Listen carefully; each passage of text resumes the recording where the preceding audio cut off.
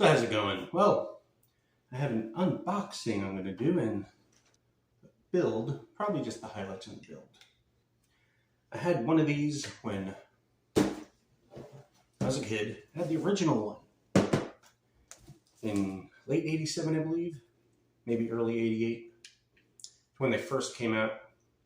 And it was great. I loved it. My first hobby grade RC car was a Lunchbox, then a Striker.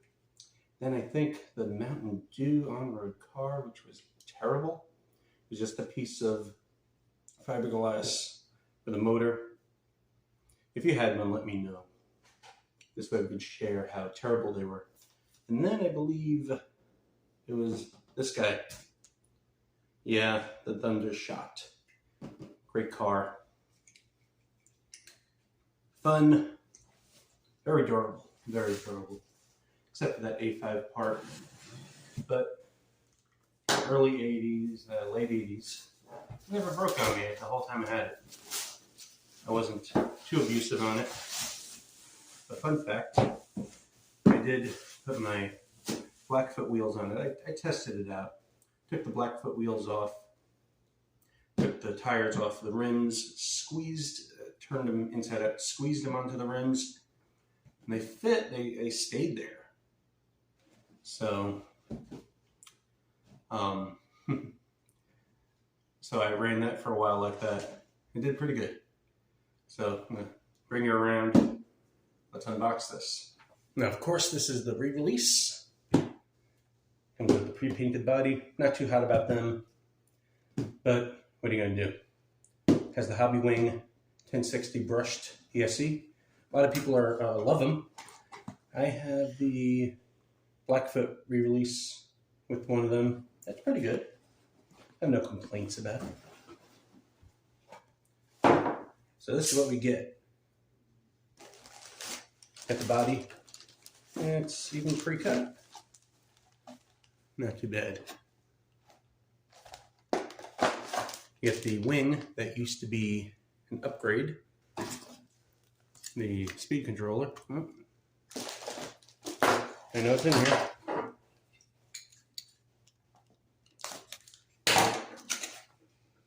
Speed controller.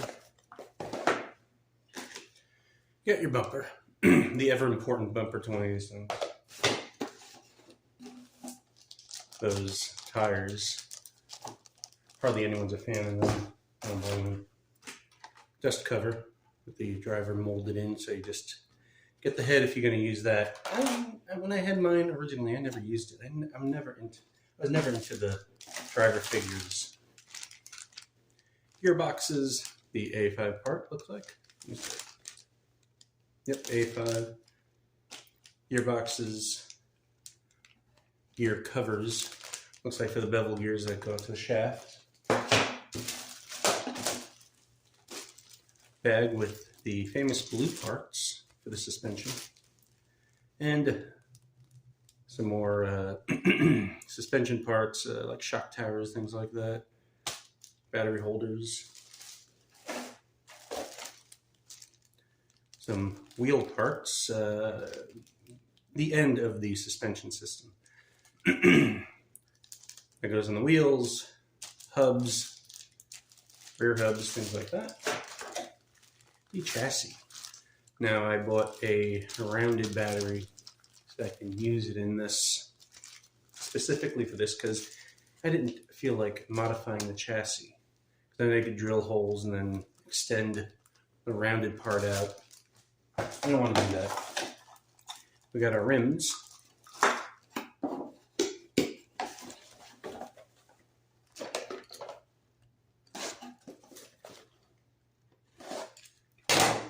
Box of goodies.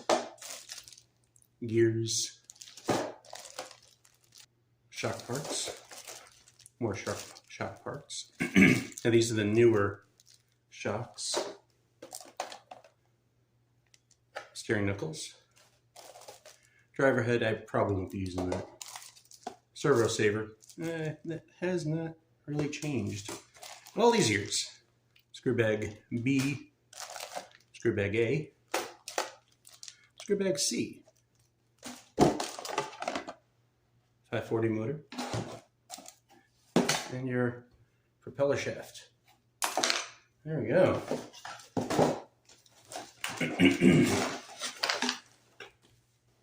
Antenna tube. Instruction book. Now, they probably changed that a little bit, but probably not much. This thing goes together pretty straightforward. I mean, I'm thinking about putting this 17.5 turn brushless motor in it. Might not be a good idea, but where was I with good ideas?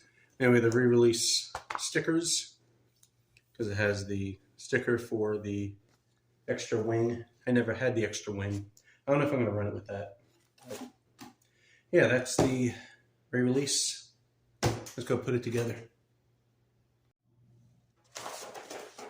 There we go. All the tools you'll need. And I heard that you should use Japanese screwdriver instead of Phillips, but all I have is Phillips. So that's what I'm using. That's all I've ever used on these kits. What are you gonna do? All right, I'm gonna start with steps 1 through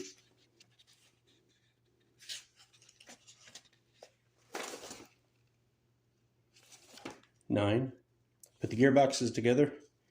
I'll be right back. Oh, and I forgot to mention that I have a set of ball bearings for this thing, so the plastic bearings and the metal bushings will not be used. Got some sealed bearings, because it's going to be off-road. Good thing about Tamiya kits is that if you're working on everything you need is in the bag, in the A bag or B bag or C, whatever.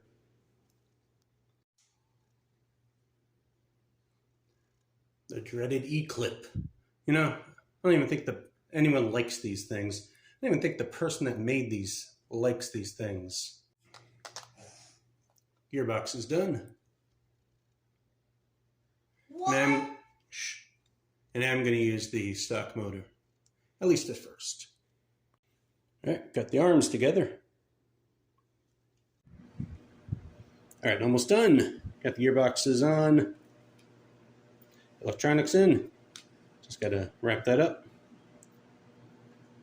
And we're done. All right, all finished.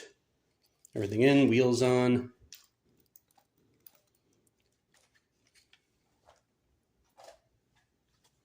Decals on. Just gotta let them dry. I used the soapy water method. And I'm even, might as well think about using this. I'm gonna use it once or twice, see how what I think of it. Never wanted to have one before, but you never know. Since I already have it, might as well. All right, well, here we go. Gonna test it out right here in my backyard. See how it does. It should do just fine.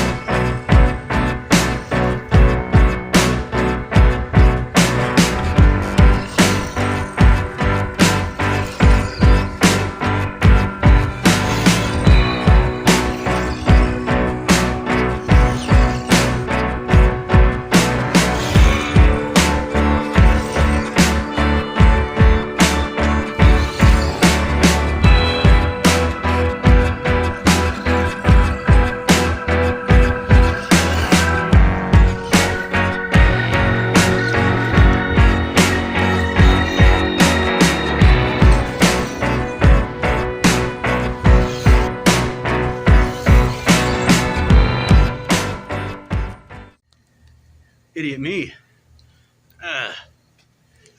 Touch the motor real quick. Those brushed motors are hot. Anyway, but man, that brought back a lot of memories.